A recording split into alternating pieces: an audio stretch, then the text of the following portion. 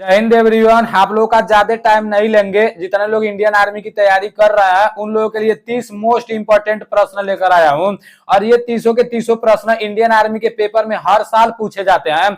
आप लोग कहीं से भी देख लेना, कोई भी पेपर उठाकर देख लेना, मतलब कोई ना कोई क्वेश्चन तो लड़ ही जाएगा। तो जितने लोगों को भी पता होगा वो लोग अपने मन में याद रखेंगे कि वो लोग 30 में से कितना प्रश्न सही कर रहे हैं, और जिनको नहीं पता होगा वो लोग एक बार देख लेंगे, क्योंकि ये बहुविकल्पी है। बहुविकल्पी एक बार देखने से भी दिमाग में बैठ जाता है। सबसे पहला क्वेश्चन है, भगवान बुद्ध को ज्ञान की प्राप्ति कहां हुई थी? तो आपके सामने 4 ऑप्शन दिए हुए हैं। पहला है सारनाथ, दूसरा है बोध गया, तीसरा है श्रीवस्ती और चौथा है कुशीनगर। तो इसमें से आपका दूसरा ऑप्शन सही होगा। भगवान बुद्ध को ज्ञान की प्राप्ति बोध गया में हुई थी। अब दूसरा क्वेश्चन की ओर चलते हैं। दूसरा क्वेश्चन है, आर्य समाज की स्थापना किसने की थी? तो 4 ऑप्शंस आपके सामने है। पहला है स्वामी विवेकानंद, दूसरा है स्वामी दयानंद और तीसरा है राजा राम मोहन राय और चौथा है आत्मराम पांडुरंग। तो इसमें से आपका दूसरा ऑप्शन सही होगा। स्वामी दयानंद ने आर्य समाज की स्थापना की थी। क्वेश्चन है, पंजाब भाषा की लिपि कौन सी है? तो आपके सामने 4 ऑप्शन है। पहला है देवनागरी, दूसरा है तमिल, तीसरा है गुरमुख और चौथा है इनमें से कोई नहीं, और होगा गुरमुख। तो इसको भी आप लोग को याद कर लेना है। कहीं ना कहीं आपको यह भी देखने को मिल सकता है कि पंजाबी भाषा की लिपि कौन सी है, तो आप लोग को गुरमुख पर टिक मार देना है। अब नेक्स्ट प्रश्न है, भारत की मुख्य भूमि का दक्षिणतम किनारा कौन सा है? तो सामने 4 ऑप्शन है। पहला है अरुणाचल प्रदेश, दूसरा है कश्मीर, तीसरा है कन्याकुमारी और चौथा है सरक्रीक। तो इसमें से जो सही ऑप्शन होगा वो कन्याकुमारी होगा। भारत का सबसे दक्षिणतम किनारा कन्याकुमारी है और उत्तर की तरफ का पूछेगा ना तो ये कश्मीर है। अब नेक्स्ट प्रश्न की ओर चलते हैं। नेक्स्ट प्रश्न है, भारत में सबसे पहले सूर्य किस राज्य में निकलता है? देखो ये ऐसा प्रश्न है ना जो पेपर में हर बार पूछा जाता है, हर साल पूछा जाता है। अगर आपके आरओ बीआरओ में नहीं पूछा जाएगा ना तो दूसरे आरओ बीआरओ में पूछा जाएगा। अगर वहां पर नहीं पूछा जाएगा ना तो दूसरे आरओ बीआरओ में पूछा जाएगा। लेकिन ये वाला क्वेश्चन बहुत इंपॉर्टेंट है तो इसको आप लोगों को याद कर लेना है। तो भारत में सबसे पहले सूर्य किस राज्य में निकलता है? अरुणाचल प्रदेश में। आप लोग को ये याद कर लेना है, ठीक है ना। अब नेक्स्ट प्रश्न है, इंसुलिन का प्रयोग किस बीमारी के उपचार में होता है? यह प्रश्न 2019 में भी पूछा गया था। तो इंसुलिन का प्रयोग किस बीमारी के उपचार में होता है? आपके सामने 4 ऑप्शंस है। एक है डायरिया, दूसरा है टाइफाइड, तीसरा है मधुमेह और चौथा है अल्जाइमर। तो इंसुलिन का प्रयोग मधुमेह बीमारी के उपचार में होता है, ठीक है ना। मधुमेह आप लोग को याद कर लेना है। अब नेक्स्ट प्रश्न है, बिहू किस राज्य का प्रसिद्ध त्योहार है? तो बिहू किस राज्य का प्रसिद्ध त्योहार है? आप लोगों को इसमें से भी एक प्रश्न देखने को हर बार मिलेगा, मतलब किस राज्य का, मतलब कौन सा प्रसिद्ध त्योहार है। इसमें पहला ऑप्शन असम दिया है, दूसरा मेघालय दिया है, तीसरा मणिपुर दिया है और चौथा त्रिपुरा दिया है। तो आपका असम सही होगा। आप लोग काउंटिंग करते जाना, जितने लोगों का सही हो रहा होगा ना वो लोग काउंटिंग करते जाना और लास्ट में बता देना कि 30 में से कितना प्रश्न आपका सही हुआ है। अगर 30 में से 25 प्रश्न सही हो जाता है ना तो आपका तैयारी बहुत बढ़िया है भाई। देखो नेक्स्ट प्रश्न है, कौन सी विटामिन आंवले में प्रचुर मात्रा में मिलता है? तो आपके सामने 4 ऑप्शन है। पहला है विटामिन ए, दूसरा है विटामिन बी और तीसरा है विटामिन सी और चौथा है विटामिन डी। तो आंवले में विटामिन सी का जो मात्रा होता है वो ज्यादा होता है, ठीक है ना। खट्टे फलों में मतलब ज्यादा होता है विटामिन सी का मात्रा। अब नेक्स्ट प्रश्न है, सती प्रथा का अंत किस काल में हुआ? आपके सामने 4 ऑप्शन है। William Viking, Lord Cornwallis, Warren Hastings और लॉर्ड मिंटो। टाइपिंग करने में पहलवान भाई थोड़ा मिस्टेक कर दिया है, यहाँ विलियम वाइकिंग नहीं रहेगा, विलियम वाइटिंग रहेगा।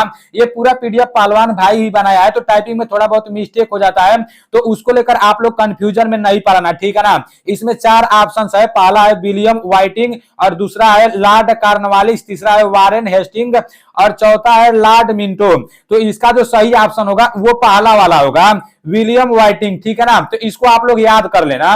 अब नेक्स्ट प्रश्न है, कागज का आविष्कार किस देश में हुआ? तो आपके सामने 4 ऑप्शन है। ये भी मोस्ट इंपोर्टेंट प्रश्न है, कागज का आविष्कार किस देश में हुआ? ये आपसे कोई पूछ भी सकता है तो इसको भी आप लोग को याद कर लेना है। इसमें पहला ऑप्शन है जापान और दूसरा है चीन, तीसरा है भारत और चौथा है यूरोप। तो आपका जो सही ऑप्शन है वो चीन होगा।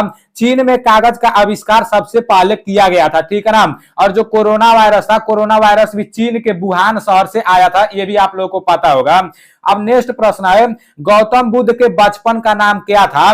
तो ये वाला बहुत सारे लोगों को पता होगा, जो नए होंगे उन लोगों को नहीं पता होगा, तो वो लोग भी देख लेंगे। आप लोगों के सामने चार ऑप्शन है, पहला है सिद्धार्थ, दूसरा है महावीर, और तीसरा है गौतम, और चौथा है अर्जुन। तो गौतम बुद्ध के बचपन का नाम क्या था? तो सिद्धार्थ था, ठीक है ना। जितने लोग सही कर रहे होंगे वो लोग अपना काउंटिंग करते जाएंगे कि वो लोग कितना सही कर रहे हैं, और लास्ट में बता देंगे कि मैं 30 में से 20 सही किया हूं, 15 सही किया हूं या 25 सही किया हूं। लोग बताओगे ना मैं 20 सही किया हूं, मैं 15 सही किया हूं, मैं 25 सही किया हूं, तो मुझे भी अच्छा लगेगा। अब नेक्स्ट प्रश्न है, भारत में सशस्त्र बलों का सर्वोच्च सेनापति कौन होता है? आपके सामने चार ऑप्शन है, पहला है प्रधानमंत्री, दूसरा है राष्ट्रपति, ये देखो थल गलती से टाइप हो गया है, और तीसरा है सेना अध्यक्ष, और चौथा है गृह मंत्री। तो भारत में सशस्त्र बलों का सर्वोच्च सेनापति जो होता है वो राष्ट्रपति होता है, ठीक है ना। इसको आप लोग को याद कर लेना है। अब नेक्स्ट प्रश्न है, रतौंधी किस विटामिन की कमी से होता है? आपके सामने चार ऑप्शन है, पहला है विटामिन ए, दूसरा है विटामिन बी, तीसरा है विटामिन सी, और विटामिन डी। तो रतौंधी किस विटामिन की कमी से होता है? रतौंधी विटामिन ए की कमी से होता है। अब देखो विटामिन से भी एक प्रश्न पूछा जाता है, तो vitamin A, vitamin B one, vitamin B two, vitamin बी3, विटामिन बी5, ये सब आप लोग को याद कर लेना है। मैं किसी वीडियो में सिर्फ विटामिन के बारे में आप लोग को बताऊंगा, और विटामिन से मतलब एक प्रश्न पूछे जाते हैं ना, तो एक प्रश्न आपका पूरा का पूरा क्लियर हो जाएगा। थोड़ा विटामिन पर जितने प्रश्न बनते हैं पूरा प्रश्न एक ही जगह लेकर आ जाऊंगा, जिससे आप लोगों को काफी ज्यादा मदद मिलेगा। अब नेक्स्ट प्रश्न है, पोंगल किस राज्य का लोक नृत्य है? तो आपके सामने चार ऑप्शन है, पहला है पश्चिम बंगाल, दूसरा है तमिलनाडु, तीसरा है मणिपुर, और चौथा है गोवा। तो पोंगल जो है ना तमिलनाडु का लोक नृत्य है। देखो लोक नृत्य से भी एक प्रश्न पूछा है, तो भाई लोक नृत्य भी आप लोग को याद कर लेना है कि किस राज्य का कौन सा लोक नृत्य है, ठीक है ना। अब नेक्स्ट प्रश्न है, भारत की पहली महिला शासिका कौन थी? भारत की पहली महिला शासिका कौन थी? तो भारत की पहली महिला शासिका रजिया सुल्तान थी। इसको भी आप लोगों को याद कर लेना है। मछली किसकी सहायता से सांस लेती है? ये मोस्ट इंपोर्टेंट प्रश्न है भाई, ये बहुत बार पूछा गया है और आगे भी पूछा जाएगा, और हो सकता है जो पेपर हम लोग का होने वाला है अग्निवीर में उसमें भी ये पूछा जा सकता है। अगर आपके यारों में नहीं पूछा जाएगा ना तो दूसरे के यारों में पूछा जा सकता है, इसलिए इसको आप लोग रट लेना, ठीक है ना। मछली किसकी सहायता से सांस लेती है? पहला ऑप्शन है त्वचा, दूसरा है श्वास नली, तीसरा है गलफड़ा, और चौथा है पूंछ। तो मछली गलफड़े की सहायता से सांस लेती है, इसको आप लोग को याद कर लेना है। अब नेक्स्ट प्रश्न है, इंकलाब जिंदाबाद का नारा किसने दिया था? तो ये तो सभी लोगों को पता होगा, पहला है भगत सिंह, दूसरा है मदन मोहन, और तीसरा है महात्मा गांधी, और चौथा है रविंद्रनाथ टैगोर। तो इंकलाब का नारा किसने दिया था? भगत सिंह ने दिया था, ठीक है ना। अब नेक्स्ट प्रश्न है, जलियांवाला बाग हत्याकांड कब हुआ था? आपके सामने चार ऑप्शन है, पहला है 1919, दूसरा है 1920, तीसरा है 1922, और चौथा है 1924। तो जलियांवाला बाग हत्याकांड कब हुआ था? जलियांवाला बाग हत्याकांड 1919 में हुआ था, ठीक है ना। अब नेक्स्ट प्रश्न है, 1939 में कांग्रेस छोड़ने के बाद सुभाष चंद्र बोस ने किस दल की स्थापना की थी? तो ये वाला प्रश्न आप लोगों को थोड़ा अटपटा दिख रहा होगा, क्योंकि ये मतलब बार बार देखने को नहीं मिलता है, इसको भी आप लोगों को रट लेना है, ठीक है ना। प्रश्न क्या है, पहले प्रश्न समझना है। प्रश्न है 1939 में कांग्रेस छोड़ने के बाद सुभाष चंद्र बोस ने किस दल की स्थापना की थी? तो किस दल की स्थापना की थी? पहला है स्वतंत्र ब्लॉक, दूसरा है फॉरवर्ड ब्लॉक, तीसरा है मुस्लिम लीग, और चौथा है अभिनव भारत। तो इसमें से जो दूसरा वाला ऑप्शन है ना फॉरवर्ड ब्लॉक, ये वाला ऑप्शन से सही होगा। इसको भी आप लोग को याद कर लेना है।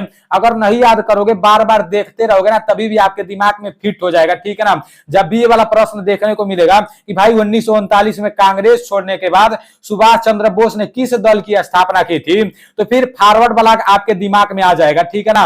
अब नेक्स्ट प्रश्न है, पंजाब केसरी किसे कहा जाता है? ये प्रश्न भी पेपर में हर बार पूछा गया है, इसलिए आप लोगों को इसको भी याद कर लेना है। ये मोस्ट इंपोर्टेंट प्रश्न है, जितना भी मोस्ट इंपोर्टेंट है मैं आप लोगों को वो बताते जा रहा हूं। इसमें भी चार ऑप्शन है, पहला है भगत सिंह, दूसरा है रविंद्रनाथ ठाकुर, तीसरा है लाला लाजपत राय, और चौथा है सरदार पटेल। तो पंजाब केसरी किसे कहा जाता है? लाला लाजपत राय को पंजाब केसरी कहा जाता है, इसको भी आप लोग को याद कर लेना है। अब नेक्स्ट प्रश्न है, सांड्स की हत्या किस, सांडर्स वाला वर्ड दिखाई दे रहा ना, ये आप लोग को थोड़ा अटपटा लग रहा होगा, थोड़ा अजीब लग रहा होगा, क्योंकि ये हर बार देखने को नहीं मिलता है। तो इसको भी आप लोग को याद कर लेना है। जहां भी ऐसा देखने को मिलेगा ना, इसमें चार ऑप्शन है, पहला है मंगल पांडे, दूसरा है कुंवर सिंह और तीसरा है भगत सिंह, चौथा है लाला लाजपत राय। तो इसमें से जो सही ऑप्शन होगा वो तीसरा वाला होगा, भगत सिंह, ठीक है ना। जहां भी आप लोग को ये देखने को मिल जाएगा कि सैंडर्स की हत्या किसने की थी, तो ये जो मूछ वाले थे भगत सिंह ना, इसी ने हत्या की थी। तो इसको आप लोग को याद कर लेना है। अब नेक्स्ट प्रश्न है 1857 की क्रांति में सबसे पहले बलिदान किसने दिया था। ये भी मोस्ट इंपोर्टेंट प्रश्न है, इसको भी आप लोग को अपने दिमाग में फिट कर लेना है। वाला ऑप्शन है मणिकर्णिका, दूसरा है मंगल पांडे और तीसरा है सर सैयद अहमद खान और चौथा है अली बंधु। प्रश्न है इसका सही आंसर होगा दूसरा मंगल पांडे। 1857 की क्रांति में सबसे पहले जो बलिदान देने वाले थे वो मंगल पांडे थे। आप लोगों के दिमाग में फिट होना चाहिए कि 1857 की क्रांति में सबसे पहले बलिदान किसने दिया था, मंगल पांडे ने दिया था, ठीक है ना। अब नेक्स्ट प्रश्न है भारत की पहली महिला राज्यपाल कौन थी। तो ये भी बार बार पूछा गया है, ये तो बहुत सारे लोगों को पता होगा, जिनको नहीं पता होगा उनके लिए मैं बता दे रहा हूं, और जिनको पता होगा वो लोग काउंटिंग करते जाना कि वो लोग कितना सही कर चुके हैं। देखो सबसे पहला ऑप्शन है सरोजनी नायडू, दूसरा है सुचिता कृपलानी, तीसरा है इंदिरा गांधी और चौथा है अंश भंडार नायके। तो इसका जो सही ऑप्शन होगा वो पहला होगा, सरोजनी नायडू भारत की पहली महिला राज्यपाल थी, ठीक है ना। अब नेक्स्ट प्रश्न है माउंट एवरेस्ट पर 2 बार चढ़ने वाली महिला कौन थी। यह भी मोस्ट इंपोर्टेंट प्रश्न है, बहुत बार पेपर में पूछा गया है और इस बार भी पूछा जा सकता है, क्योंकि माउंट एवरेस्ट पर एक महिला होकर 2-2 बार चढ़ गई थी। आपके सामने 4 ऑप्शन है, पहला है संतोष यादव, दूसरा है गीता फोगाट, तीसरा है मीराबाई चानू और चौथा है कोई नहीं। तो इसका जो सही आंसर है ये पहला है, संतोष यादव। बहुत सारे लोगों को ये लड़के का नाम दिख रहा होगा, लेकिन ये लड़के का नाम नहीं है। मैं भी कंफ्यूजन में पड़ गया था, लेकिन मैं जब गूगल पर सर्च किया हूं ना तो वहां भी यही दिखा रहा था, मतलब किताब में भी यही दिखा रहा है और गूगल पर भी यही दिखा रहा है। तो संतोष यादव माउंट एवरेस्ट पर 2-2 बार चढ़ गई थी। अब जहां भी संतोष यादव का नाम आएगा आप लोग ये नहीं सोचना कि ये लड़के का नाम है, हाँ ये लड़के जैसा काम किया है, लेकिन ये लड़की का नाम है, महिला का नाम है, ठीक है ना। अब नेक्स्ट प्रश्न है स्वामी दयानंद सरस्वती का मूल नाम क्या था। तो स्वामी दयानंद सरस्वती का मूल नाम क्या था, इसको आप लोगों को बताना है। पहला ऑप्शन है मूल शंकर, दूसरा है सिद्धार्थ और तीसरा है गौतम और चौथा है महावीर। तो इसमें से जो सही आंसर है वो आप लोग बताना। सही आंसर पहला है मूल शंकर। स्वामी दयानंद सरस्वती का मूल नाम था वो मूल शंकर था, ठीक है ना। देखो नेक्स्ट प्रश्न है वेदों की ओर लौटो का नारा किसने दिया। तो आपके सामने 4 ऑप्शंस है, पहला है राजा राम मोहन राय और दूसरा है दयानंद सरस्वती, तीसरा है आत्मराम पांडुरंग और चौथा है लाल बहादुर शास्त्री।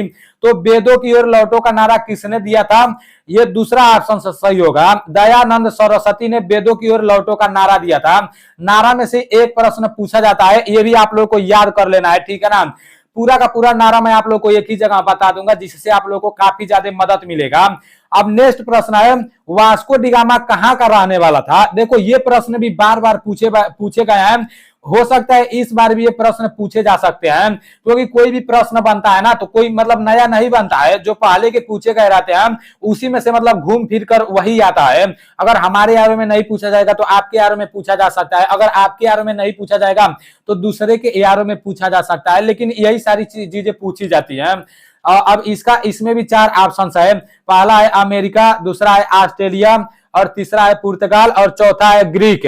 तो इसमें से कौन वाला ऑप्शन सही है इसको आप लोगों को बताना है। इसका तीसरा वाला ऑप्शन सही है पुर्तगाल, ठीक है ना। वास्को डिगामा कहाँ का रहने वाला था, तो वास्को डिगामा एक पुर्तगाली था, पुर्तगाल का रहने वाला था। अब नेक्स्ट प्रश्न है हवा महल कहाँ स्थित है। लमसम ये वाला प्रश्न तो आप सभी लोगों को पता होगा, जितने लोग भी इस वीडियो को देख रहे होंगे, क्योंकि ये हवा की तरह आता भी है, ठीक है ना। हवा महल है तो हवा की तरह आता भी है, ये भी बहुत बार पूछा गया है। आपके सामने 4 ऑप्शन है, पहला है जयपुर, दूसरा है आगरा, तीसरा है पटना, चौथा है कुशीनगर। तो हवा महल कहां पर स्थित है, हवा महल जयपुर में है, ठीक है ना। जहां भी हवा महल का बात आएगा वहां आप लोग को जयपुर बिना सोचे समझे टिक मार देना है, ठीक है ना। अब नेक्स्ट प्रश्न है सिख धर्म की स्थापना किसे माना जाता है। आपके सामने 4 ऑप्शन है, पहला है गुरु गोविंद सिंह, दूसरा है गुरु नानक देव, तीसरा है गुरु अर्जुन देव और चौथा है गुरु अंगद देव। गुरु नानक देव को सिख धर्म का स्थापना माना जाता है। ये भी बहुत मोस्ट इंपॉर्टेंट है, जैसे सिख धर्म और भी बहुत सारा धर्म है, उन लोगों का स्थापना किसे माना जाता है वो आप लोग को याद करना है, वो भी मैं आप लोग को आगे चलकर बता दूंगा। अब नेक्स्ट प्रश्न है, दिल्ली में स्थित लाल किला शास्त्री का समाधि स्थल का नाम क्या है? आपके सामने 4 ऑप्शन है। पहला है शांति स्थल, दूसरा है शक्ति घाट, तीसरा है विजय घाट और चौथा है कोई नहीं। तो इसमें से सही ऑप्शन होगा विजय घाट। ये आप लोग को याद कर लेना है, ये आप लोग देखे रहोगे ना तो फिर कहीं भी आएगा तो इस पर आप लोग ट्रिक मार दोगे, ठीक है ना। आपके 30 प्रश्न समाप्त हो चुके हैं। इस 30 में से आप कितना सही किए हो कमेंट में जरूर बताना।